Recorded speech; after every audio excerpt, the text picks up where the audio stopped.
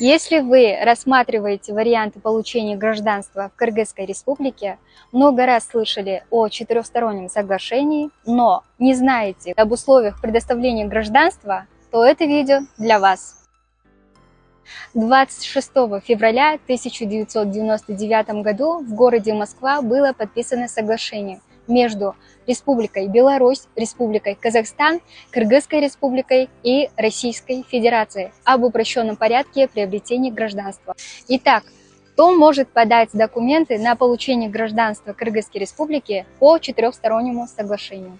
Согласно статье 1 пункта А, все, кто были гражданами РСФСР, Белорусской СССР, Казахской ССР, Киргизской СССР, могут претендовать на гражданство Кыргызской республики.